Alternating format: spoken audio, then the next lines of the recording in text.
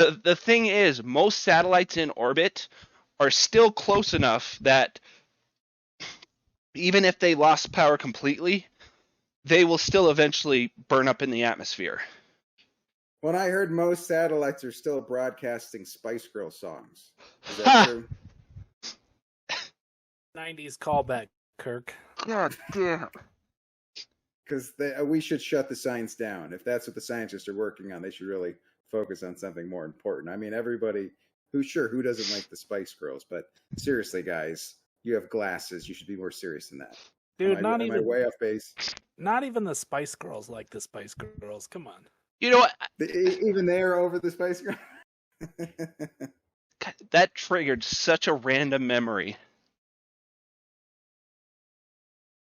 Was it about Chris not wearing Old Spice deodorant ever? No. Or any kind of deodorant? No, it was about me asking Chris what radio station Spice Girls might play on.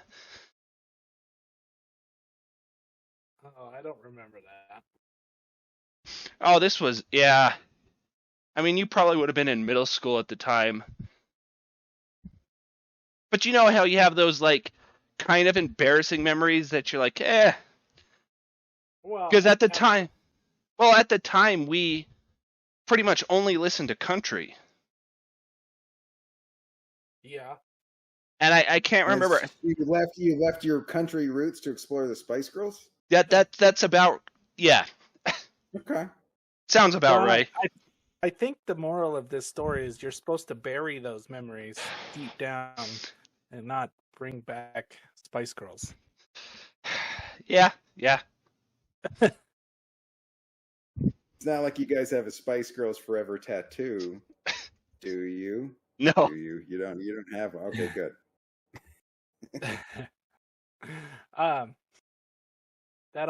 I had something I was going to bring up because I thought about that after.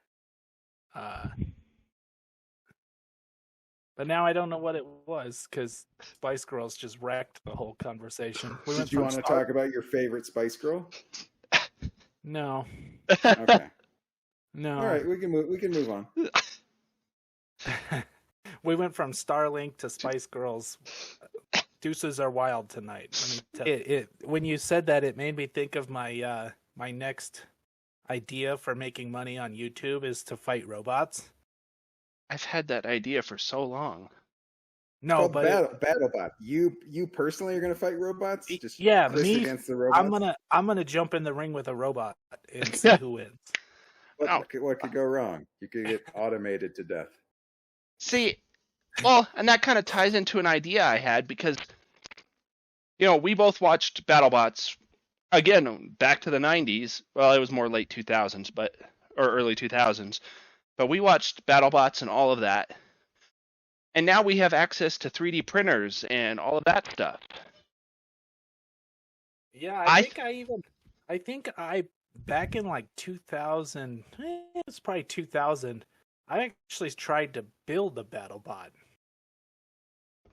Oh, how far did you get? Well, I had the whole frame, like so.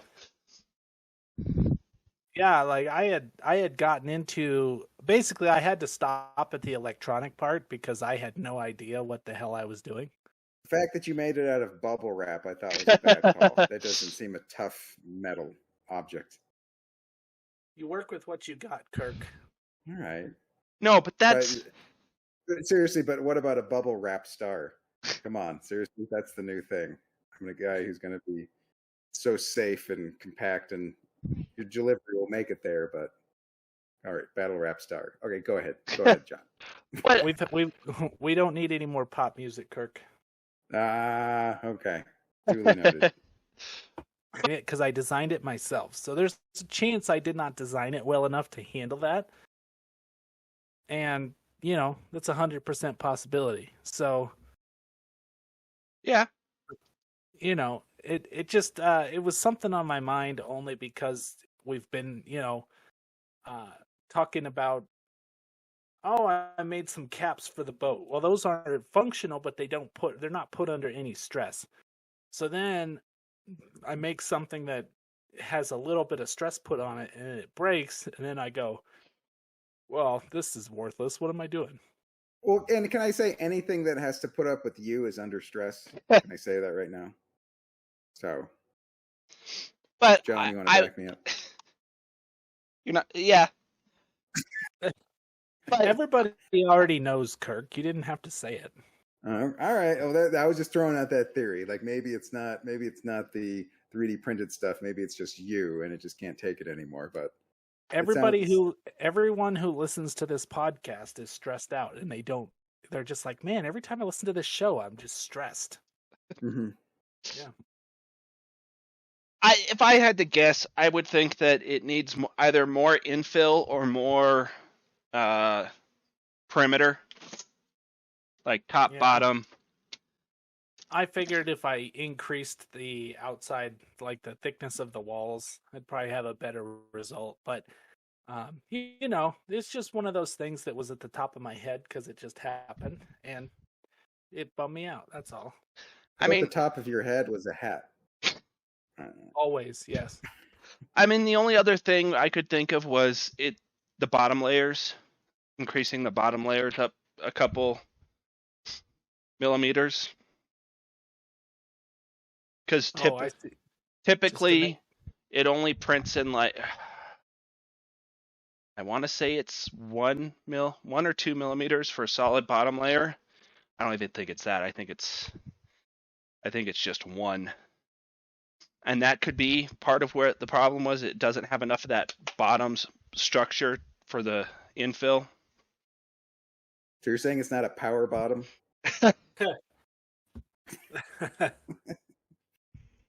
Well done, Kirk.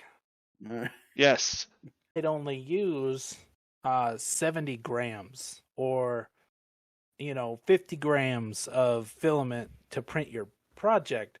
So out of a spool, I mean, you can print 20 or 30 projects depending on their size and intricacy. But yeah, you're talking like 50 cents a print, maybe $1, maybe $2 if it's something really big and fancy. So, it's not a very expensive proposition to buy filament. Okay, it would almost be like construction paper, and you rip construction paper, and then you use duct tape to stip it back together because you're trying to. It almost like it's so cheap you don't have to replace that. Try it again. Just get another piece. Right. Environmentally, yes, it would be nice to recycle especially like support structure and stuff like that. Because I was saving up the failed prints and the supports and all that stuff to see if I could do something with it. And it probably would have been at least a new 2 or kilogram roll. But I think the equipment alone is, I want to say, upwards of like 500. Not to mention, you don't necessarily want to be melting big pools of this filament. I mean, I'm talking about from a toxic standpoint. I know it's not necessarily toxic, but you get enough of it into a vat and you start melting it down, there's a good chance you're going to get some fumes. Right, and even though your family has gas masks anyway, Chris, it's it's you don't need to do that. You don't need to throw that much toxic fumes when you're already around. Well, yeah, there's no need to add any more. And there's just piling on. Opportunity, yes. And the funny thing is like opportunity. You sent me that, or you told me about those words that it sent back, and it haunts my dreams, man. It creeped you out. The robot going, my battery's getting low.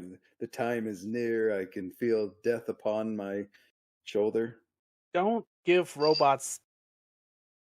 Feeling. They don't need emotion. We've had this conversation before. You don't need to give them emotions because then they can get depressed. And then we get depressed and sue. Well, and it's kind of funny because that's exactly why they did that.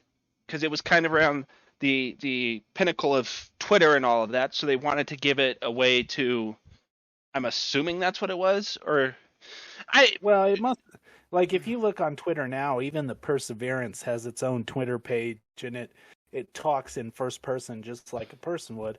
And I quit looking at it because it was creeping me out. I'm like, this thing is talking as if it were a person doing science on Mars, and that is not what it is. Stop trying to fake it. Well, it's for the no one's going to care about a robot on on Mars that's just scuttling around doing its stuff. You give it a kind of that personality, even though it's not real, and it makes it much more interesting. Like I don't know if either of you have heard of this, but I have a vector robot. It's a little desktop robot that... Yeah, I looked into those. It is really interesting because it does have that pseudo personality where it... Though, and just can I interrupt for a second? I think the problem is if the NASA scientists are the ones giving the robots personalities, engineers don't have good personalities. So it still sounds robotic and boring to the average person, while the NASA scientists thinking they're being hilarious, but really it's just they only need to they only know how to speak in ones and zeros. They don't know how to interact with human beings. They're so familiar with robots. And any yays, nays, takers on that theory? I think under that theory that they should really check out the guy that programmed or that wrote the dark message, because he's hurting. That guy needs some therapy, is what you're saying? Somebody needs that guy. That guy's obviously depressed. Somebody should talk to that guy because he's getting kind of... He's making this... If you're making robots suicidal, that's a bad sign. That's bad. When robots want to cry, don't do that. Don't make robots cry. They rust, and then things get weird. Thank you. Just a scientific, just right there. No roasting robot. Our 21st episode. I'm not sure about you guys, but I actually received several congratulatory letters. Actual letters from different people from all, and most of them are nice. I'll be honest with you. But I got 11 of them. So would you guys like to hear sort of the nice, mostly things people said about our 21st episode? Go for it. Yeah. All right. Here's the first one. First one I got is congratulations. Can we come on your podcast to reach a larger audience? That was from Beyonce and Jay-Z. That was nice. That was very nice of them, I thought. So we could try to get some more people to be aware of them. Here is one from it's from the fan club president of Corners, and their letter said, "Kirk's Corner is by far the best corner of 2021." That was not me saying that. That was the fan club of the president of Corners, which is an actual... Moving on. Okay. All right. We came back from the dead to give Fuzed Relativity 2 thumbs down, and that was from Zombie, Siskel, and Ebert. You guys remember them? All right, those guys are jerks. Those guys, well, they came back from the dead, though, so they showed a little effort. The next one, thank God this podcast doesn't have smell-o-vision, and that is from the Society of People with Noses. I believe that was more directed at Chris. I believe. I don't want to put words in their mouth, but that was from the Society of People with Noses. Not a fan of smell-o-vision. Okay. We have about 5 more. I'm still waiting on that strudel recipe, and that is from a confused listener. They still don't get the 3D printing concept of it, but maybe they'll catch on eventually. All right, here's Chris, Kirk, and John are truly the black holes of entertaining podcasts. That was from Neil deGrasse Tyson. So that was nice that he reached out. Little intelligent space talk there. Excellent. Yeah. So you guys you thought I was making this up, but these are legitimate. I mean, Neil deGrasse Tyson sending a letter, and it was, you know what? It wasn't an email. It was a letter. It was mail that was licked, and that's what I prefer. Okay. Another one. Let's see. What was the next one? Don't call us, we'll call you. That was from the Hollywood Walk of Fame. Don't get your hopes up on that one, I think. Here's another one. I don't know where I'd be without this podcast. I can have a normal life again. That was from the president of Insomniacs. So that was, I don't know how you feel, but that one is sort of I don't think that's nice. I think that was a bad one. We'll put that in the bad column. I think we got two more here. Hey, it's not as bad as fracking. That was from the Colorado environmentalists. So that's good. It's not. We're not poisoning people, I don't think, with this. I really love all the Fuzed flavors. I hope I sent this to the correct address. And that was from person who did not send it to the correct address.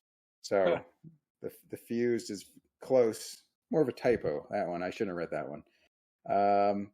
Here's the thing. Okay, the Fuzed Relativity podcast is our best hope of reuniting America in their hatred of Fuzed Relativity podcast. That was from the Denver Post. And I think I have one more. Oh, here we go. Yes, this is the last one. This is from Albert Einstein. So that was this is big news in the scientific community. My proudest moments are having my theory of relativity always included in this podcast. So somehow we made Albert Einstein a little more famous with this Fuzed Relativity podcast. So, well, something to hang our hats on, right? I would say, I think, you know what, John, I mean, I thought that was a nice, you guys didn't get you didn't get the mails. I got the mails, but seriously, that was quite a cast of characters that are fans of our podcast. What do you think? How do you feel? Impressed. Yes. All right. Well, hey, this is number 22, so 22 more to go. We'll get to 50 and stuff. So it's up from here. Chris, did you have any? Yeah. What do you think? The fact that we had Neil deGrasse Tyson, Beyonce and Jay-Z, and a dead Albert Einstein, that's, how do you top that? Seriously, like if you want to, I don't want to pat ourselves on the back, but that's an impressive list right there. So tell your friends that this is the place for celebrities, dead celebrities, and scientists to give us our props. Coming from a bunch of guys who don't know shit. All right. Yeah. All right. Well, there's Kirk's Corner for the week. Just letting you guys know that we're getting love from letters, so people are listening to us. Yes, we do. All right. Well, excellent job, Kirk's story, but still, the fact that they can shut down their body systems enough to be able to handle that kind of temperature swing and then rebound from it's impressive. And they think that that's something to look into as far as, living on other planets, or at least having life on other planets. Yeah. So that was my off-topic story. Do you guys got anything else? Just that never going to give you up hit a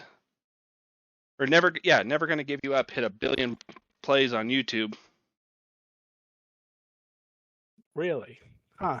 Never gonna give you up, that Rick Astley song? Yep. Wow. Only because it was used as almost as a troll for a long time. I have a funny memory. I remember in grade school for the talent show, somebody they lip synced that song, and the second time he did it, he got flustered and he lost his place, and he stopped lip singing and he left the stage crying because so I watched someone break down crying because he screwed up lip singing to Rick Astley, that song. So I have a very specific memory with that song. Yeah, and I mean, come on, the song's "I'm Never Gonna Give Up." Yeah, never gonna give you up. He totally gave up. He pulled the ripcord and he had it. I heard the first one went better, but the second song, anytime talent show ends in tears, it's not good. I saw not too long ago where these engineers years ago made a hotline that you could call to hear Hall & Oates. So like you just call the hotline and it's all you do is pick a Hall & Oates song that you want to hear, and the name of it was Hall & Oates. So anybody that wants to look that up, it's still active. It's a thing. No one wants to look that up.